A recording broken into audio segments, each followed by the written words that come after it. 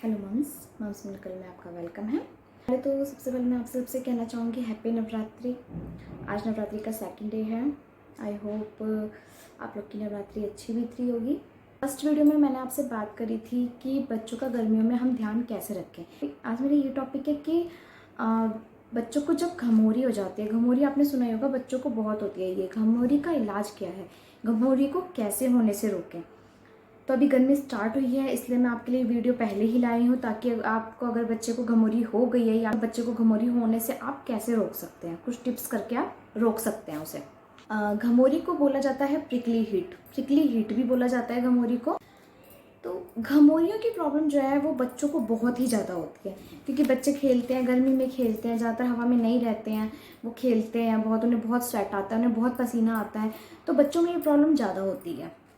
बड़ों में भी ये प्रॉब्लम होती है, लेकिन बच्चों के मुकाबले बड़ों में ये प्रॉब्लम कम होती है, बच्चों में ये प्रॉब्लम ज़्यादा होती है। पहले हम बात करेंगे कि ये होता क्या है, घमौरी होती क्या है, मतलब घमौरी प्रिकली हीट ये होता क्या है। ये होता है बच्चों के शरीर पे छोटे छोटे लाल कलर के दाने निकल जाते हैं पूरी बॉडी पे, और ये पूरी बॉडी पे कहीं भी हो सकते हैं, जिसे हम कहते हैं घमौरियाँ।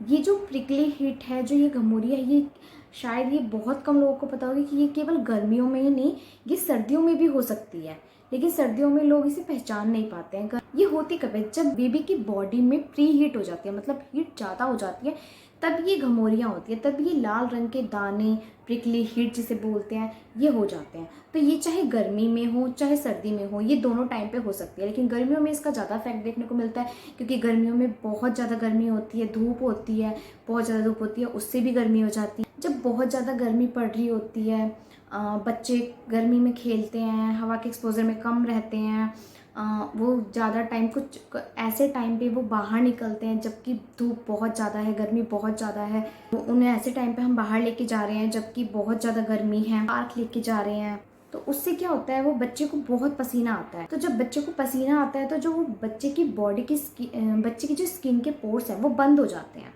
तब बच्चे को ये छोटे छोटे दाने, जैसे हीट स्ट्रेस या प्रिकली हीट भी कहते हैं, वो निकल जाते हैं। ये सर्दियों में भी इसलिए हो सकता है क्योंकि सर्दियों में क्या होता है, इतना ठंडा मौसम नहीं है, लेकिन हम कंटिन्यू उन्हें बच्चों को मतलब गर्म कपड़े पहना रहे हैं, हमने कुछ ज़्यादा ही गर्म कपड़े पहना दिए हैं बच्चों को, तो अंदर से जो बच्चे की बॉडी हीट होती रहती है, वो प्री हीट हो जाती है, वो ज़्यादा ही हीट हो जाती है, ज़्यादा ही गर्म हो जाती है, इससे बच्चे को पसीने आते हैं। पसीने आने के बाद बच्चे को जो छोटे छोटे बच्चों की बॉडी पे दाने निकल जाते हैं, जिसे प्रिकली हीट कहा जाता है। अब सवाल ये है, कुछ पेरेंट्स का ये सवाल है, कुछ पेरेंट्स का ये क्वेश्चन है, क्या ये डेंजरस है? तो मैं आपको बता दूं, ये बिल्कुल डेंजरस नहीं है। किसी भी बच्चे को, किसी भी बड़े को अगर रैश होते हैं तो वो नेचुरल रेमेडी करो, 2-3 दिन में वो अपने आप ठीक हो जाते हैं, उसके लिए आपको इतना परेशान होने की कोई ज़रूरत नहीं है।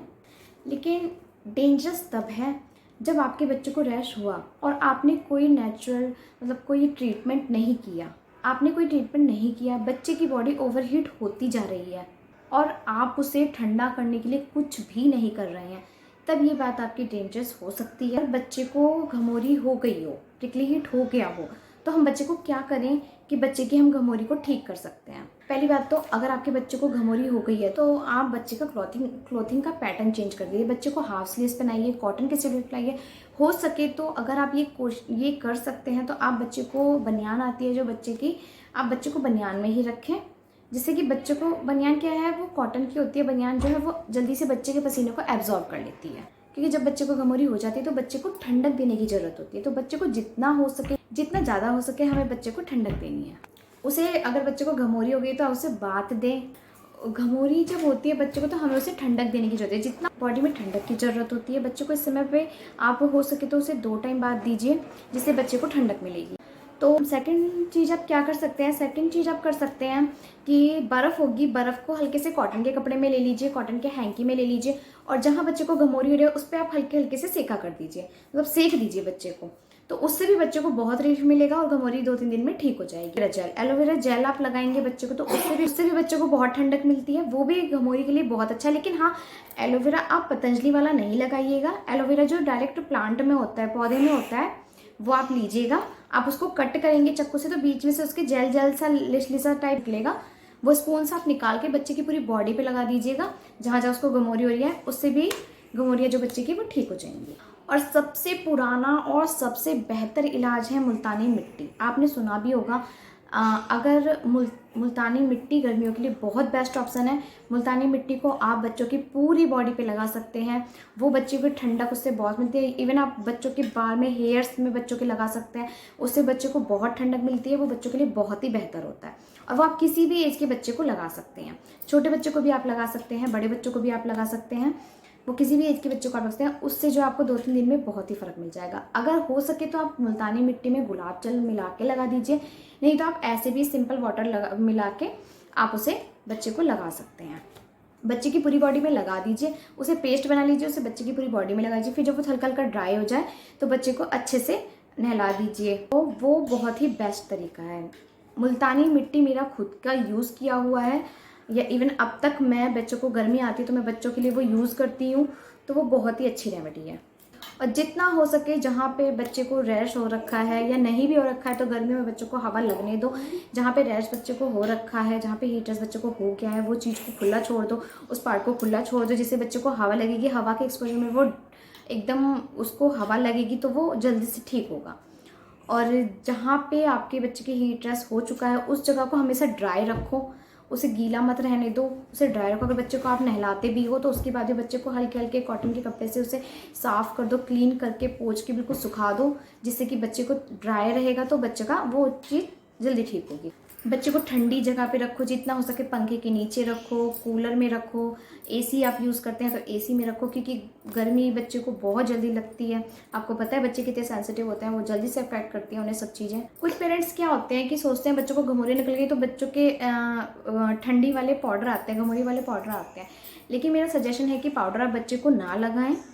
कुछ लोग इसलिए यूज़ करते हैं वो कि घमौरी होती है बच्चों को बहुत ईचिंग वगैरह होती है, बच्चों को रैश होते हैं, बच्चों को बहुत खुजली होती है, तो फिर पेरेंट्स क्या सोचते हैं कि ठंडा वाला पाउडर आ गया, डर्मीकूल आ गया, नवरत्न आ गया, हम वो बच्चे को लगा दें तो बच्चे को ठंडक होगी तो बच्चों को उससे ठीक हो जाएगा।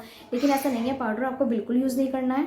जो स्वेट आया होता है उससे जो बंद पोर्स होते हैं, जो पाउडर से क्या होता है, जो वो बंद पोर्स होते हैं वो और बंद हो जाते हैं, जिसकी वजह से जो पसीना तो होता ही है, साथ में वो पाउडर की वजह से वो जम जाता है। तो उससे तो जो आप ठीक कर पा रहे हो उसकी घमौरियों को वो आप नहीं कर पाओगे, इसलिए पाउडर आपको यूज़ नहीं करना है। कुछ पेरेंट्स इस बात को लेके वरी होते हैं कि हमें क्या डॉक्टर के पास जाने की ज़रूरत है, मतलब घमौरी जैसी चीज़ के लिए हमें क्या डॉक्टर के पास जाने की ज़रूरत है। तो जो मैंने आपको बताया वो करो, और अगर इससे भी ठीक ना हो और 2-3 दिन में अगर इससे भी ठीक ना हो, डॉक्टर के पास जाएं, उनसे कंसल्ट करें, डॉक्टर की सलाह लें। डॉक्टर की सलाह के बिना कोई भी पाउडर, कोई भी लोशन या कोई भी जेल वगैरह यूज़ नहीं करना है आपको, क्योंकि हर बच्चे की स्किन अलग अलग होती है, तो उसके हिसाब से आपके डॉक्टर को पता है कि आपके बच्चे को क्या सूट करेगा। तो प्लीज़ आप डॉक्टर से कंसल्ट करके ही ये सब चीज़ें लें। और हम इसे घमौरी होने से हम कैसे रोक सकते हैं, मतलब इसे हम रोक कैसे सकते हैं। आप कुछ चीज़ें कर सकते हैं जिससे ये घमौरियाँ ना हो। जो टाइम होता है हमारा, गर्मी का टाइम होता है, मतलब अब जैसे देखा जाए तो 10 से 5:30 तक इवन धूप ही होती है बहुत, तो आप इस बीच में बच्चों को लेके बाहर ना जाएं। बहुत ही रेयर केस में अगर आपको जाना पड़ रहा है तो आप अम्ब्रेला ले लीजिए, या फिर बच्चे को कैप वगैरह पहना के ले जाइए, फुल स्लीव्स के कपड़े पहना के ले जाइए, फुल स्लीव्स की कॉटन्स की पैंट वगैरह पहना के ले जाइए, जिससे कि बच्चे को कम गर्मी लगे। बच्चे को जितना हो सके हवा में रखो, कॉटन के क्लोथ्स ही पहनाओ, कॉटन के कपड़े ही पहनाओ बच्चे को जितना हो सके। और अगर हो सके तो आप ज़्यादा से ज़्यादा बच्चे को, अगर बच्चा घर में है तो बच्चे को बनियान में ही छोड़ दो। और मैंने आपको पहली वीडियो में भी ये बोला था कि ये टाइम डायपर हटाने के लिए बहुत ही सुटेबल टाइम है, तो हो सके तो आप ज़्यादा से ज़्यादा हो सके तो आप डायपर ना पहनाओ बच्चों को, जिससे बच्चों को कोई रैश होने के चांसेस नहीं रहेंगे। बच्चे को जितना हो सके फ्री छोड़ दो। बिल्कुल हाइड्रेट रखो बच्चे को। हाइड्रेट रहने से बच्चे की बॉडी की ठंडक पे बहुत असर पड़ता है। जैसे कि मैंने पहली वीडियो में बता रखा है कि लिक्विड्स आते हैं, इस समय ऐसे फ्रूट्स आ रहे हैं, वाटरमेलन, मस्क मेलन, ऑरेंजेस हो गए, ये सब चीज़ें, ये फ्रूट्स आ रहे हैं इतने, जिससे जो कि बच्चे की बॉडी को हाइड्रेट रखते हैं। तो आप ये चीज़ें यूज़ कीजिए बच्चे के डाइट में। अगर रात में आप बच्चे को नहला सकते हैं तो नहलाइए, नहीं तो बच्चे को आप स्पॉन्ज जरूर कीजिए, जिससे बच्चे की पूरी बॉडी रिलैक्स हो जाती है और उसका जितना भी स्वेट आया होता है वो सब क्लीन हो जाता है और बच्चे को घमौरी होने के चांसेस भी नहीं होते हैं। तो ये थे मेरे कुछ घमौरी को लेकर टिप्स। अगर आपको भी कोई टिप्स पता है तो प्लीज़ मुझे कमेंट बॉक्स में ज़रूर लिखिए। एंड मैंने आपको पहले भी बोल रखा है, हर वीडियो में बोलती हूँ, अगर आपको भी किसी टॉपिक पे मुझसे वीडियो चाहिए तो आप मुझे प्लीज़ ज़रूर बताइए, ज़रूर कमेंट करके बताइए। और अगर आपको मेरी वीडियो अच्छी लगे तो प्लीज़ मेरे वीडियो को लाइक कीजिए, और अगर अभी तक आपने मेरे चैनल को सब्सक्राइब नहीं किया है तो प्लीज़ मेरे चैनल को सब्सक्राइब जरूर कीजिए। Thanks for watching. मेरी वीडियो पूरी देखने के लिए आपका बहुत बहुत धन्यवाद। Thank you and again happy Navratri.